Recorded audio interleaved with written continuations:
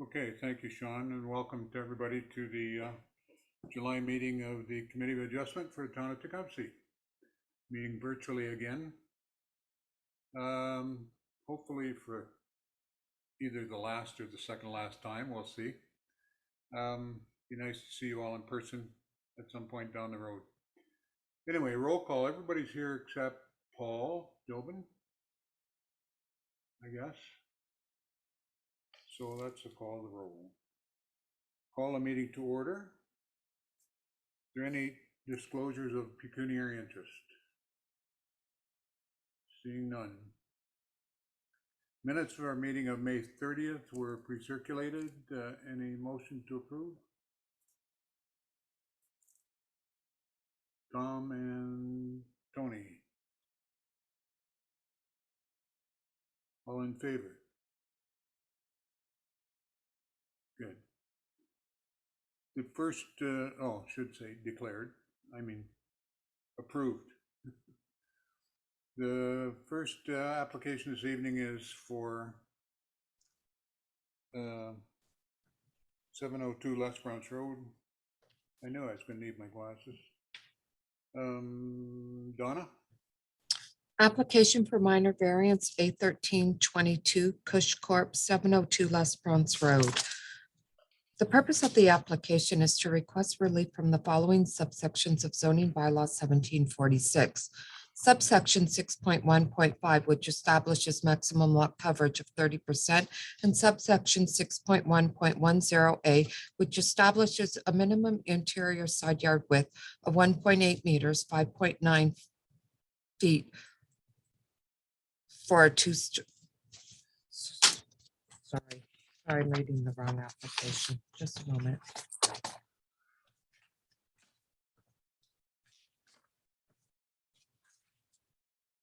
The purpose of the application is to seek relief from the following subsections of zoning bylaw 1746. Subsection 7.1.5, which establishes maximum lot coverage of 30%, and subsection 7.1.8, which establishes a minimum floor area of 102 square meters, 1,098 square feet. The applicant is seeking relief for an existing 44.6 square meter, 480 square foot accessory building garage, resulting in 40.3% lot coverage and having an existing dwelling with a minimum floor area of 98.5 square meters, 160 square feet. The property is designated residential in the Tecumseh official plan and zoned residential R2 in the Tecumseh zoning bylaw. There's no comments from engineering. There are no code issues from the building department.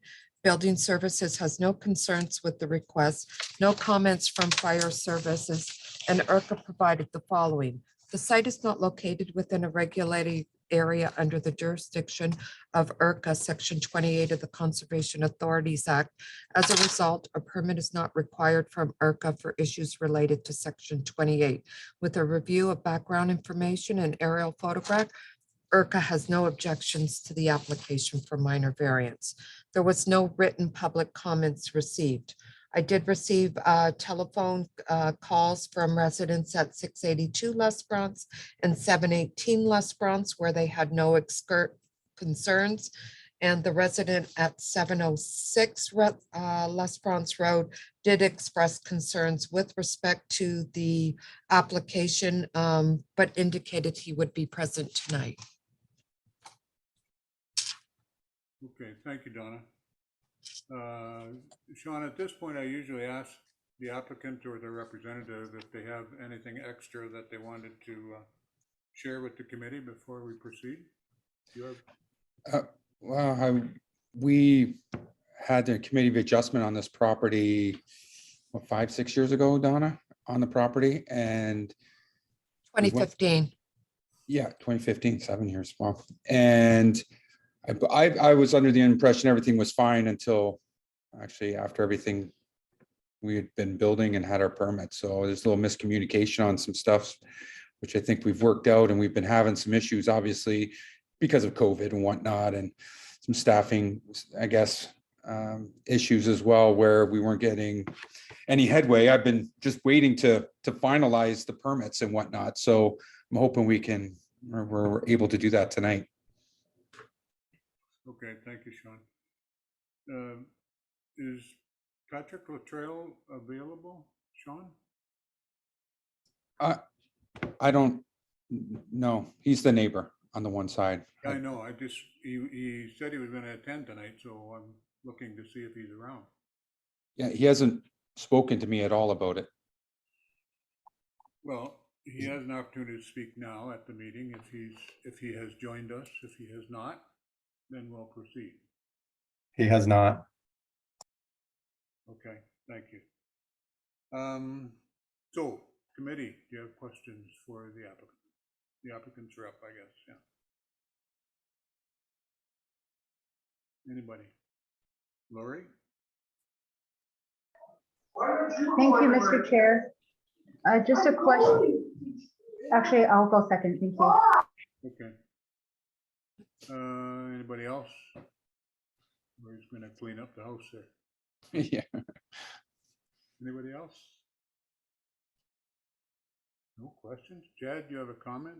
A question that we should be asking? Yes, unless Mrs. Chadwick wants to proceed with her question first. Okay. You're Thanks, back. everyone. I am back. Thanks, everyone, for your patience. A question about what triggered this particular application if the construction has already been underway. Like, what happened, I think, is just curiosity. Why are we here, and what triggered this need? Sean? I think that's it was a miscommunication. We've put in a permit, it was approved. We built the house, and this came up after the fact, is all that I've been made aware of. I had a general doing the project who's a building inspector in the city of Windsor, and he was dealing with everyone. Like I say, everything, plans were approved, garage plans were approved. And I'm a little dumbfounded myself. I mean, I guess there was a little, again, some miscommunication and whatnot. Originally, Are you awaiting final inspection? Are you awaiting occupancy? What was the trigger? I'm looking for my $2,000 retainer back is what I've been waiting. And again, we've been trying to get some answers. Jim actually, Sovereign was the general, and he was the one who was trying to get the answers. And he finally, it came to light that we can come to a resolution or finalization and release my $2,000 deposit. I mean, everything's done, everything's approved. People have been living there for 4 years or so and whatnot. So. Chad? Yeah. So, Mr. Chair, just for the benefit of the committee, the earlier minor variance was predicated on a 2-story dwelling, which occupied less of the lot, and what was built was a 1-story dwelling, and it increased its footprint, thereby increasing the lot coverage. So that's one of the areas of relief that's been requested. Also, because the 2nd story was eliminated, although the building footprint was increased in size, the floor area didn't meet the minimum floor area required by the bylaw. So that was the secondary. So what was built was not what was applied for in accordance with the minor variance application. Okay.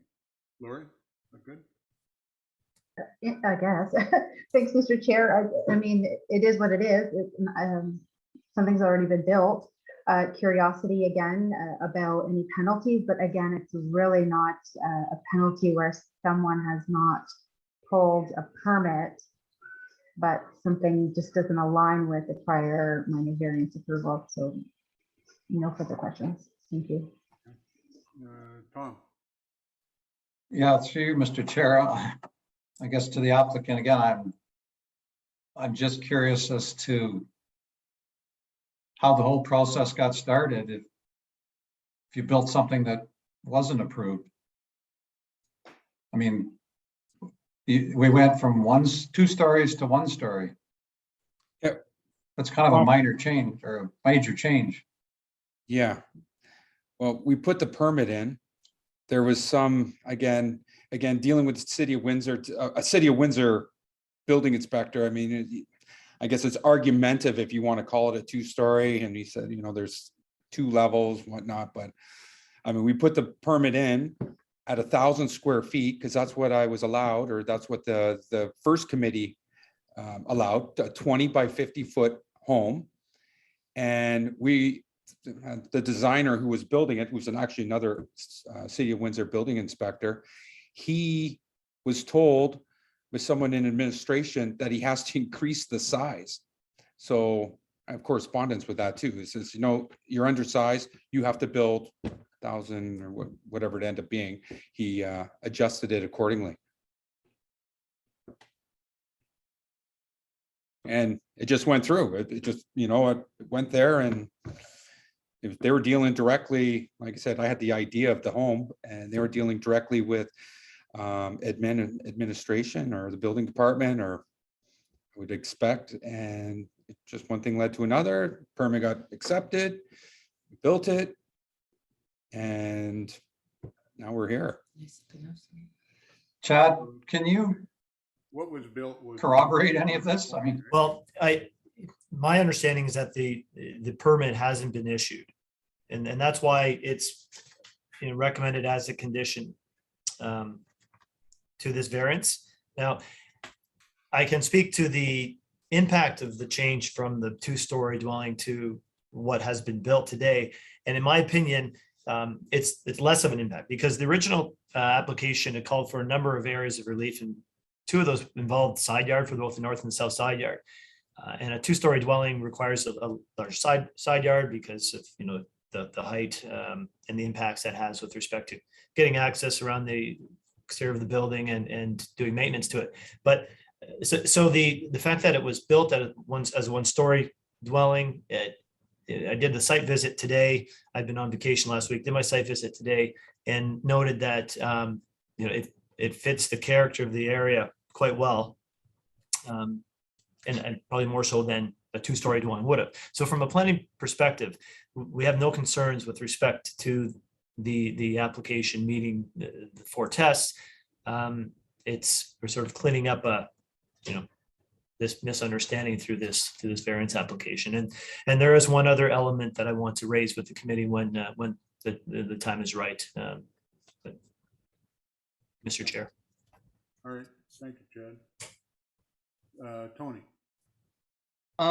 Okay, so just to clarify this, so neither permits for the house or the garage were issued, or are we just saying that the permit for the garage was not issued, but the house was? So my understanding that the permit is not complete. And yeah, it's not complete for the garage. I don't have an explanation for the committee, unfortunately, on how the building was built as a single-story building, or as opposed to a 2-story building. My apologies for that. Mr. Marintet. so there was no footing inspections? None of that? Everything was done. We had a permit from the town that showed the house I was building, which was asked to be enlarged from the original plan, with the garage. I don't have those plans, obviously lost, and Jim had them and he doesn't have them anymore. Everything, and we had permits, everything was approved. Even the garage was approved. The garage has been inspected from, I think his name was Michael. Anyways, he was the building inspector at the time. Everything was applied for, built, inspected, and now here I say that's like, even the whole garage issue, saying we didn't have a permit. There were references on the print that stated they made us tweak it a little bit, and it was all adjusted, and we did what we were told to. It's not like it's a rogue, somebody just built the house without any plans or permits or anything. So that's, I say, I don't understand why. I mean, I'm just confused at how a building inspector could go out and approve something that doesn't match the drawings. Therefore, it must not match the permit. And then not advise anybody. And I don't know, I'm a little insulted that this comes to the committee at this point, and like, I don't know. This is not like, I don't know. I don't know what to say about this one. I had plans that were approved that I was told to make bigger. They made me make the building bigger. It was supposed to be 20 by 50 as originally was, I applied for way back when, in the original permit. I was told to make it bigger. We made the adjustments. We turned in the plans. They were accepted, they were approved, they were all inspected. And then after the fact, it was like, oh no, you weren't supposed to build. It wasn't, it's too big or too small or whatever, garage is supposed to be there, not there. Okay, Sean, we got you. We Miss- hear you. Yeah. We hear what you're saying. So, This is really not the place to deal with that issue. I think probably if there's any action, it should be done by administration with the building department to clear up if there was any misadventure here, that it be allocated to whoever created the misadventure. Daniel, have you got something? Just hang on a sec, Chad, or I just want to get everything in. Mhm. Daniel, can you want something? Yeah, thank you, Mr. Chair. I just had a question for administration.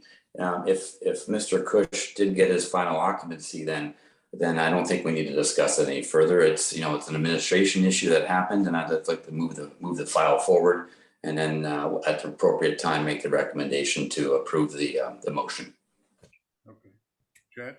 and Mr. Chair, thank you. Just going back to the original explanation as to how this committee of adjustment application got before you tonight. When it was discovered that the house was not large enough because of the change in plans from the 2-story to the 1-story, the building official then, it's my understanding, let him know that he had to meet this minimum square footage requirement that was also in the bylaw. And in attempting to do that, and in building this different style of house, it went beyond the relief that was granted for the lot coverage. So I believe, the inspections were done. I'm almost certain that the permit has not been finalized for the garage portion of it.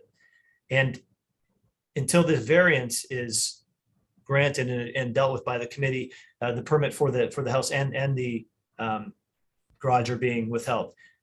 The inspections, however, I understand have been done. So everything was done in accordance with the building code, but it's not in accordance with the relief that was granted back in 2015. Now, the building official or the inspector that was dealing with this property at the time is no longer with the municipality. Okay. So on the matter of the relief that's being applied for, maximum lot coverage doesn't say what percentage or what is the lot coverage now? The lot coverage now is 40.3%, Mr. Chair. It's probably in there somewhere, but I didn't see it. And Top of page 3, Mr. Chair. okay, thank you. All right, so we're looking for a motion. Mr. Chair, If there's sorry to no- interrupt you, but not to complicate this any further, but I have to let you know that there is another technical relief that's necessary for the garage. And that concerns the site visibility triangle and distance of the driveway from the alleyway. So there's a provision in the bylaw that establishes that a site visibility triangle where you can't have any buildings within a distance of 29 feet from the intersection of 2 street lines. That it forms this triangle, and within that triangle, you can't place any buildings. This was built within that, and it was not caught at the first time, at the first application back in 2015. it's built within that triangle, and the driveway also has to be 30 feet back from the municipal alleyway.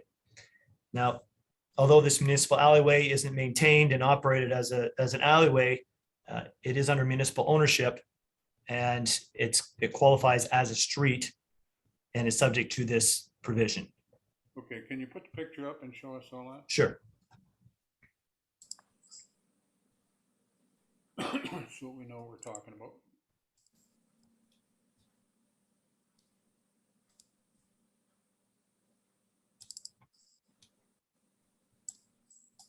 Can everyone see the screen? Yep. Just going to. So this is the municipal alleyway I'm referring to. Mhm. And this provision typically applies to two streets. So where the street lines, which is the lot line, intersect, you have to go 9 meters back from here and 9 meters here, and then form a triangle. And it has to be outside of that triangle, which is relevant in the case of St. Thomas and Lesbron Street for site visibility purposes.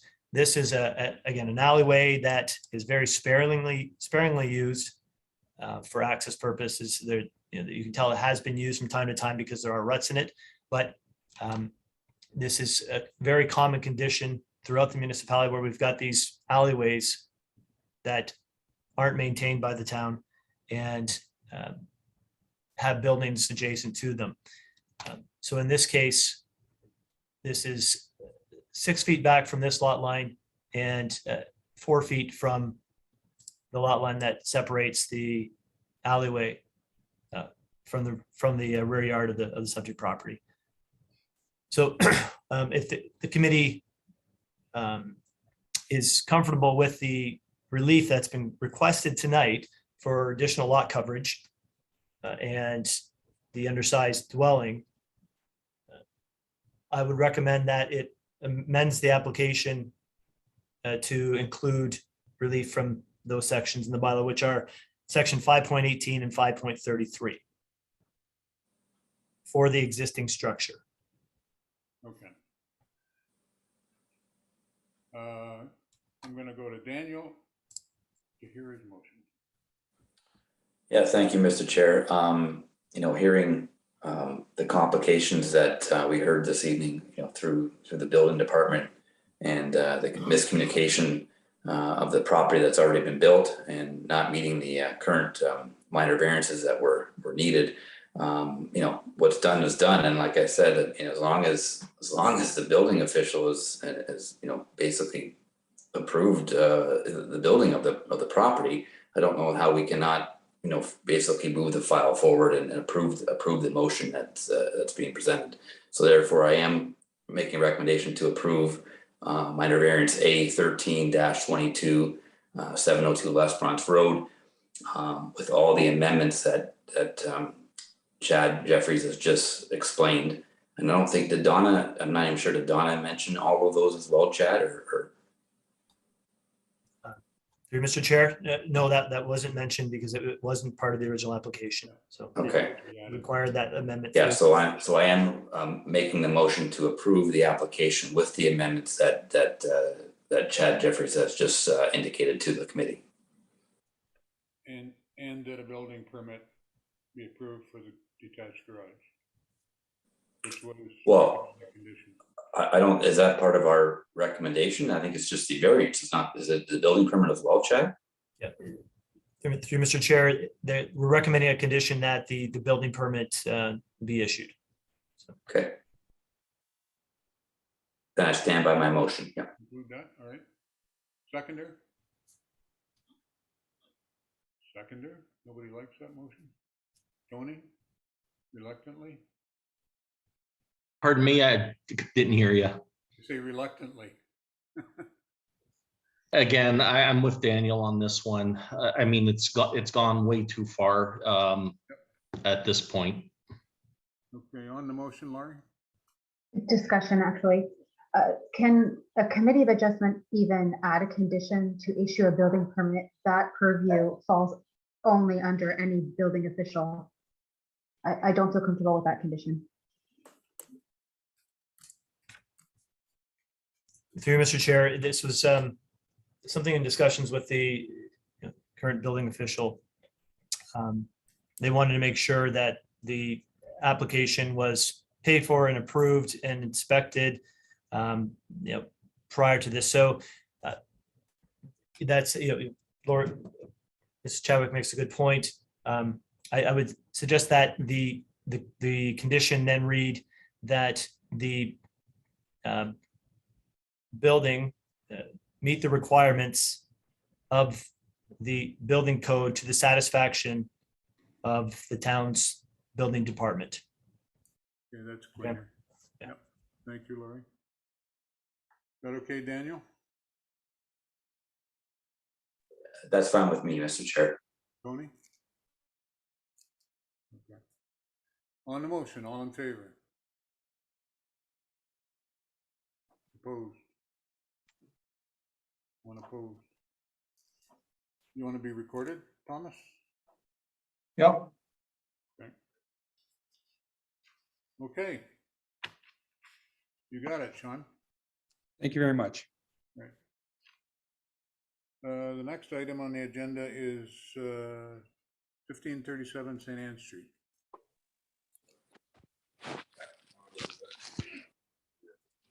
Application for minor variance A1422 Ashley Topolovic, 1537 St. Anne Street.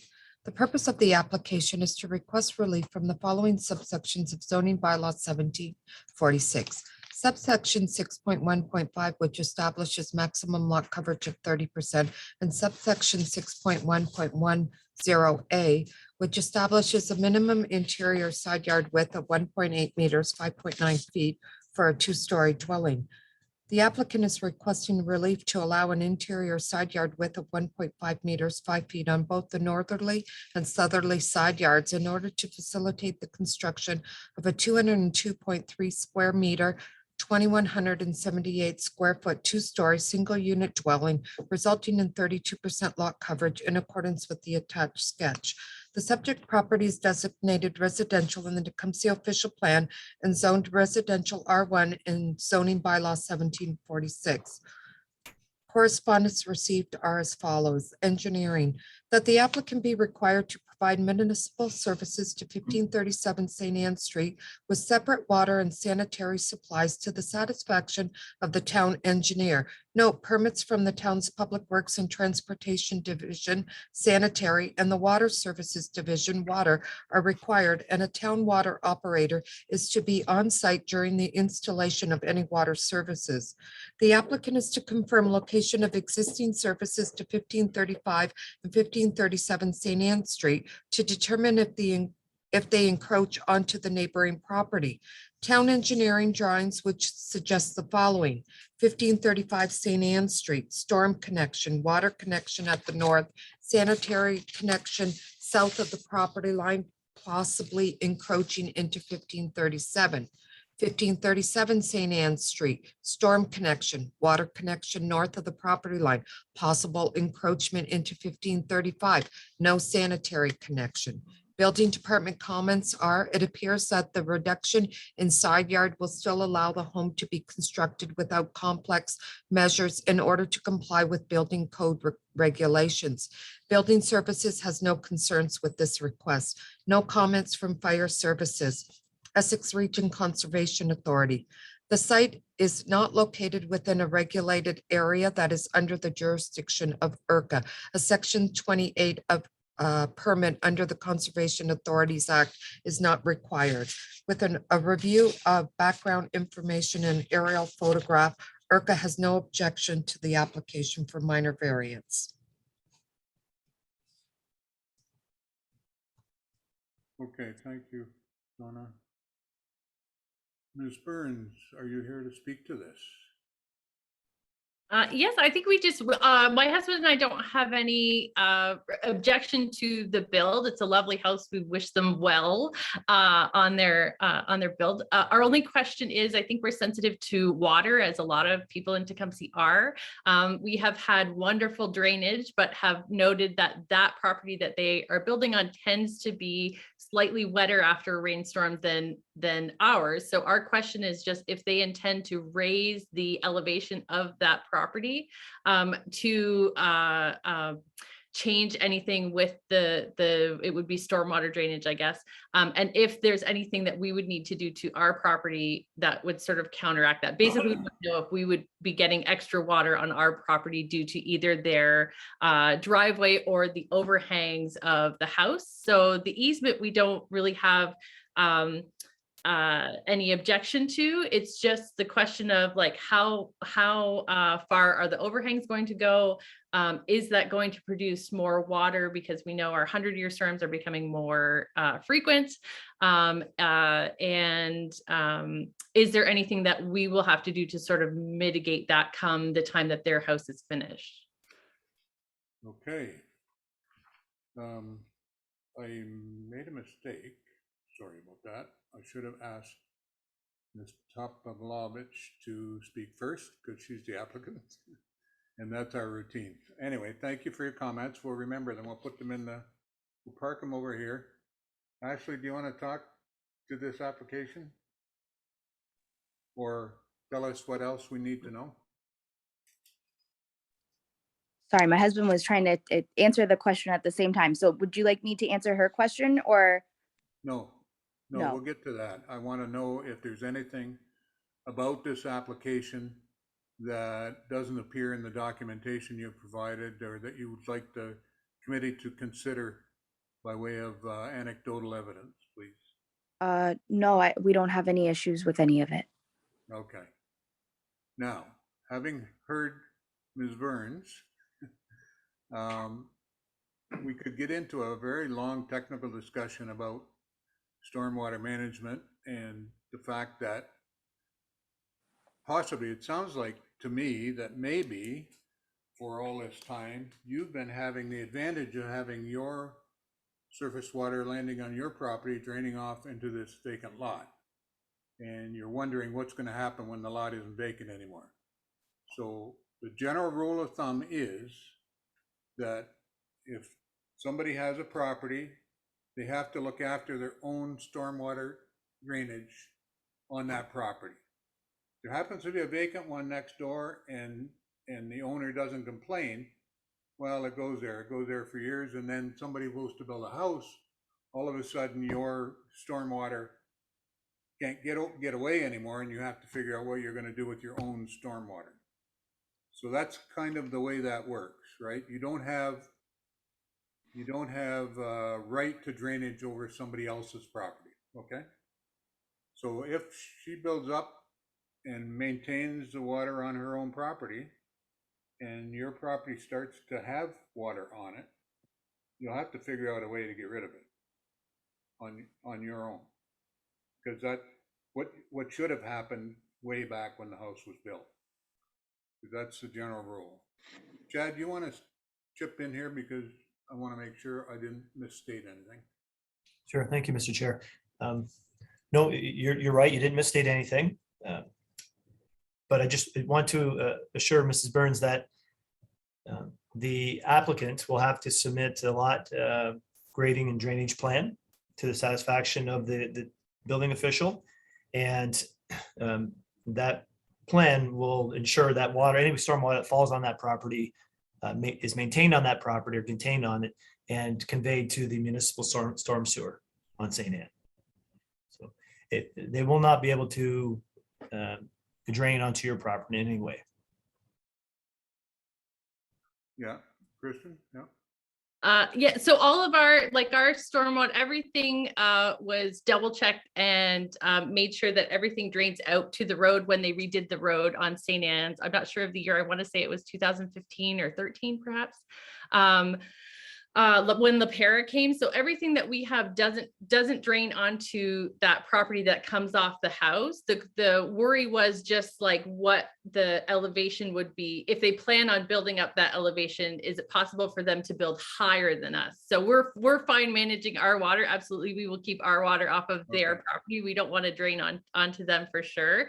That was just the question. The only other thing that we were sensitive to, and it just happens to be anecdotally that we know somebody who was given given a variance, and their overhangs were very wide. The water on a heavy water event hits their window on the house because they're quite close. So I know that some houses have passive solar overhangs, and they tend to be like slightly wider. We just wanted to, put it out there, just to ask the question, how wide would it be? Would we be getting extra water on our property? Which by the look of Mr. Topovic, I don't think there would be. I think we just wanted to be on record, just asking the question about water management. We're lucky that in our area, we've been, knock on wood, quite fortunate that the heavy rain events haven't affected us at all. So we just wanted to be proactive in asking any questions that had to do with the management of stormwater for the road or for our neighborhood. Okay, so the Mr. Jeffrey was quite right in that the Topovics will have to show how they're going to maintain the water on their property that lands on their property. So it lands on their roof. They got to figure out how that's going to get directed to the storm sewer and not flood your basement. Okay, that's the way that's handled. The building department will approve their building plan based on drainage as well. Okay. Committee. Sorry, I'm taking up your time. No questions? Tom? Just a question to the applicant. The variance is, I guess, as we say, minor. But just a curiosity as to why or what restrictions or that you could not comply with the zoning amendments or the zoning guidelines. This was just a plan that we fell in love with, and we wanted to try and put it forward and try and build this house. And this was just brought to our attention a couple of weeks ago, and that's why we submitted for the application. We were hoping that we didn't have to change anything by too much. Okay, thank you. Anybody else? Anybody else? You're all muted. Anybody want to make a motion? You have no questions. Lori? Thank you, Mr. Chair. With respect to minor variance application A-14-22 for a lot coverage in side yard, in reviewing the foretext to confirm whether or not a minor variance is minor in nature, I do believe that the intent of the zoning bylaw has been met, that the application is consistent with the official plan and our policies that guide us. And for those reasons, I believe that the application should be approved. Support? Tom? Chad? Thank you, Mr. Chair. I just wanted to remind the committee that there is a recommended condition in the report regarding the location of services. So what we're recommending, and it's in accordance with engineering's comments, is that the applicant identify where the services are on the subject property and the abutting property to make sure that there's no encroachment of services from the property to the north onto this, and that if there are, to relocate those services if necessary. Okay. Tony? Mr. Chair, are we making the amendment to retain the log for the log grading plan on this with that motion? Chad, do we need that in the motion? I think that that'll be a part of the building permit process. So I don't believe it's necessary in this case, because it will be addressed at the building permit level.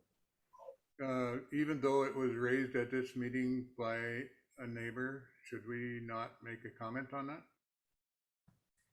Just so the record is that the committee is expecting that?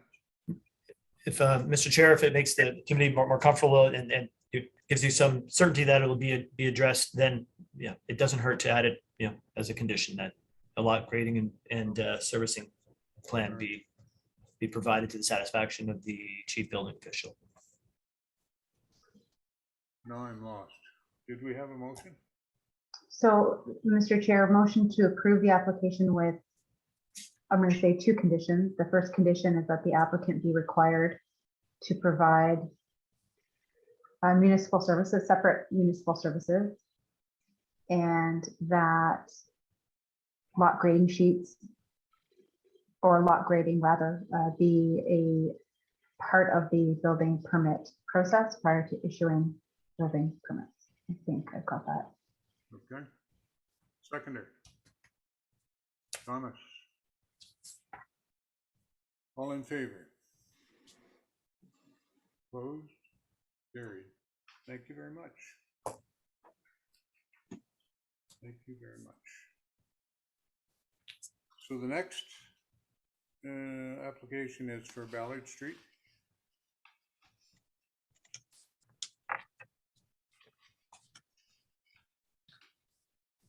Minor variance application A1521, Robert Kolodeski, 12534 Ballard Street. The purpose of the application is to request relief from subsection 7.1.9 of zoning bylaw 1746, which establishes the minimum front yard depth of 7.6 meters, 24.9 feet.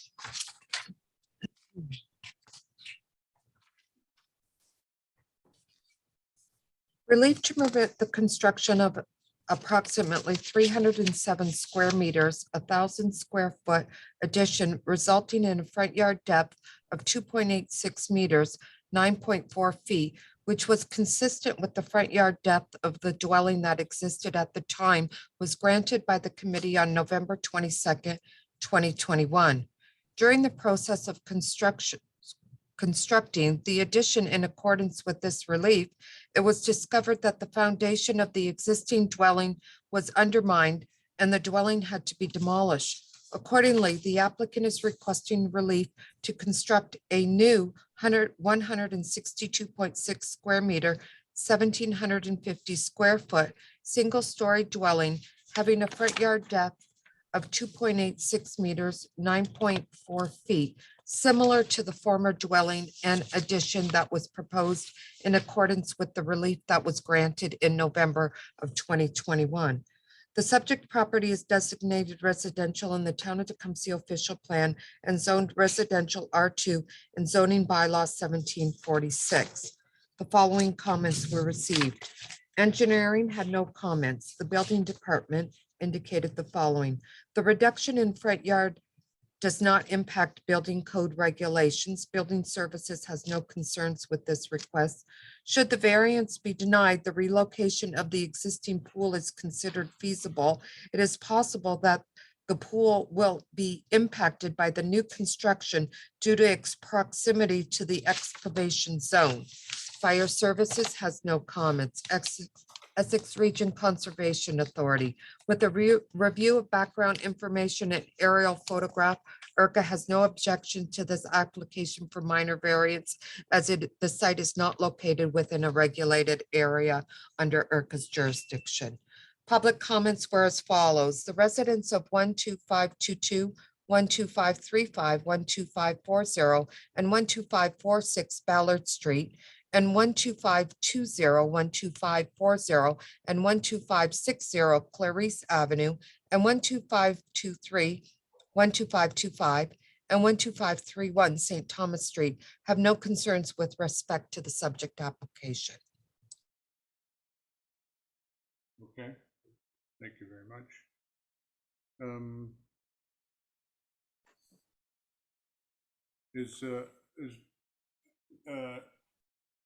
There he is. That's just who I was asking for. Thanks, Tom, and thanks, Donna.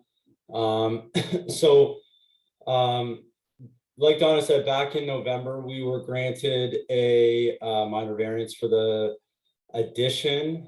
We weren't we haven't changed the plans except for the portion that had to be knocked down. We've actually pushed back 5 feet from the existing locations. This was a kind of a terrible situation for the property owners to discover that they had to basically double their loan to create a new building. They had already everything in place. They started digging, and this is what they kind of found. So we're trying to preserve as much as possible. They have a large tree in the back that if you know, we moved the whole building back, they wouldn't have much of a backyard. I don't think they'd find a good spot for a pool. Yeah, we're just trying to you know, continue on with the circumstances at hand here, and hopefully you guys can you know, see our kind of point of view. And I think the owners would like to discuss this a little bit as well. Andrea, are you on? Yeah. Hi, Mr. Chair and committee, Hi, guys. Andrew and Rob. So just in regards to the situation, of course, we've just gone through emotional turmoil trying to find out that as we started to gut the current residents of the house, it was unsafe. We were very lucky that we made it out alive at home. Unfortunately, it did have to be demolished. And due to that, of course, now we have to go back and work with Brad to rebuild, try to figure out, you know, how we can make this work. We've already had everything pre-lined up and set. So our contracts have already been signed. Our windows are coming. They're on order. Our trusses, they were already signed and on order. They're been put on hold current state, but we had everything lined up. We were ready to go forward. And unfortunately, as we slowly peeled back the walls and realized what was happening underneath that house, we ended up in this really tragic situation.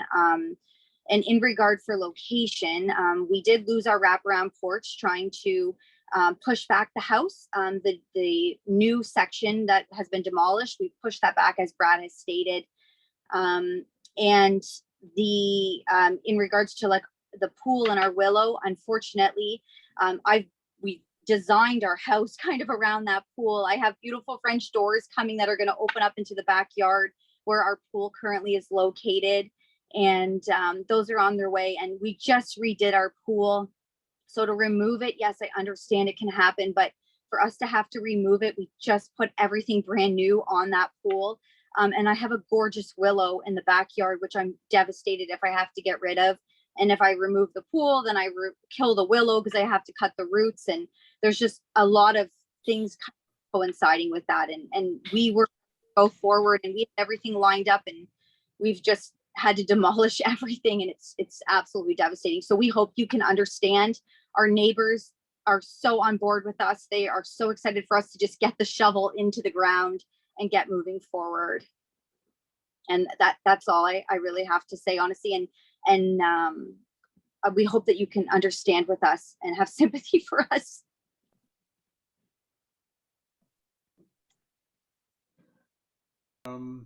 Committee have questions or comments? Lori? Thank you, Mr. Chair. A question to administration. I did look through the application, the report, the notice and some materials, and may have missed it. Can you tell me the old or the former depth of the front yard? I kept reviewing and reading the word similar. So in other words, the similar before the demolition, what was the front yard setback? Thank you. So it 2.86 meters or 9.4 feet. Through you, Mr. Chair. So exactly, not similar, but exactly. Yeah. Exactly. Yeah, yeah, the same front depth, but the design is not entirely the same as what was proposed through the addition. Yeah, so exactly. Yeah. Okay, so exactly. So what was in terms of the actual variance that we're looking at for front yard, it's the same. Okay, thank you. Anybody else? Tony? My question would just be for parking. I noticed on the, I'm guessing that would be the west side, there are some steps coming off the side. So just parking, is the parking provisions going to be met? Yeah, there's an existing driveway that won't be, this won't affect that along the side there. And those steps are for like the side entrance. They can be reduced in width, but that like up to that, they're not planning on it's not a garage in the back. So I think they currently have room for two cars.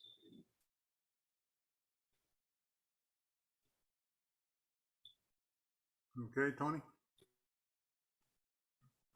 Thank you. Anybody else? Not seeing any hands. Does somebody want to make a motion then? Tony? Okay, I will make a motion that we accept the application A1521. This is an application where we have already done a minor variance. There's going to be no further reduction in the front yard setback. It appears that all other zoning provisions have been met. So, and this is going to continue to be minor in nature as we determined on the last one. So for those reasons, I will make a motion that we accept A1521. Supported by Daniel. Any other comment? All in favor? Opposed? Carried. Great. Thank you. Thank you very much, Brad, and thanks, Andrea. And Thank you so much. Thanks a lot. Lazar. Okay. I got it finally. Yeah, thanks very much. Thanks for your patience tonight. Okay. Next on the agenda is deferrals. We had one last meeting. There's been no progress, I'm informed on that. It's a matter of getting a meeting of the minds. Which one, Mr. Chair? That's the Sylvester lots next to you, the one that you're not supposed to talk about. Which is why I didn't know which one you were talking about. Yeah, I know, that's right. It occurred to me after you asked the question. So there's no further action that's been achieved. We kind of left it with the administration and the proponents to get together and see what kind of long-term solution there can be there. Because we do know that if this one goes, there'll be others applied for. There were attendants at that meeting that suggested that that's the case. So, and it is a planning area that the town has, but just got to figure out how to make it start. Maybe we can get the province to kick in some money or something. It's probably the way it would work.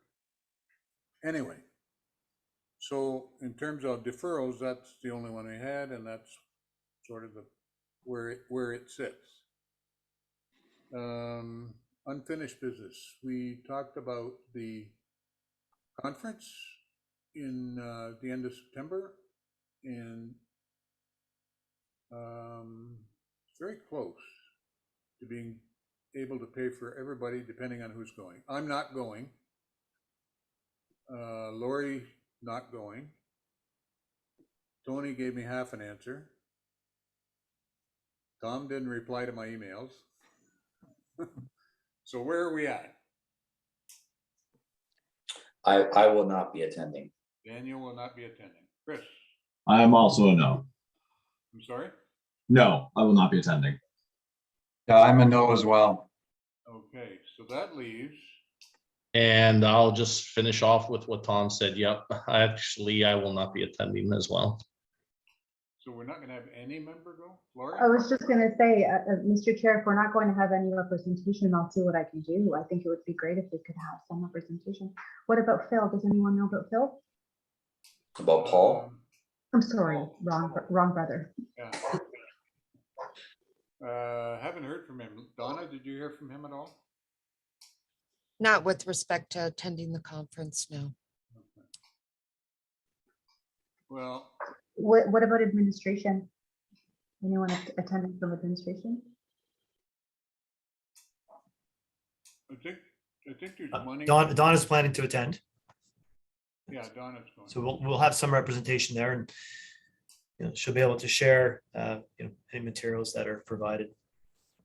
I think there was enough money for 3 members, if I recall rightly. Donna?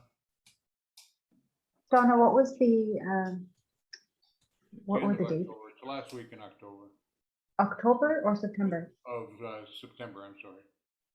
Wednesday, Thursday, Friday, the last week. I thought it was a Sunday, Monday, Tuesday or something like that. But 28th to the 30th. I just looked. Yeah, it up. it is September 28th to Friday, September 30th. So most likely we would have to drive up on the Tuesday. And then Friday would probably be like, we don't have the agenda, so we can't see what time it ends, but typically, usually after the meeting in the morning, you can start your travel home, right? So you would be home by Friday evening. Okay. You're gonna check, Lori? Okay. I will see what I can do and let you know, Donna, and yourself, And Tom. if it results that there is some money, I might go. I wasn't gonna go because I wanted you members to go. But if there's money for me to go, I might go. I do have a nephew that lives in Peterborough. Okay. So, sooner rather than later, Laurie? Yeah, okay. Any other unfinished business? Any new business? Oh, Laurie? Let me know if we can discuss this under this agenda or if it needs to be done offline. The conversation around, I guess, our last remaining meetings before a new council is elected, and what that means for our membership. Well, I think we're members till the end of the year. We're appointed till December. No? Term runs with council, doesn't it? Yeah, the term runs with the council. So October. They would have calls for nominations most likely in the fall, and then once the new council's appointed, at that point in time, the new council would probably appoint the new members for next year. So will we not have any meetings in November, December? Yes, Once- because your term goes till the end, till a new committee is appointed. Done. Yeah. Are we sure? Yeah, Yeah, council would technically be turned over like mid-November, right? Like it's the swearing in or whatever. it's after, yeah. So I mean, can we still sit at end of November with a different council? We'll get you, we'll get you a precise answer to that next meeting. Okay. In August. Yeah. We'll circle back on that. Yeah. Okay. Anything else? Nothing? Motion to adjourn? Tony and Tom, all in favor? Thanks very much. Thank gang. you. hey, have a good evening.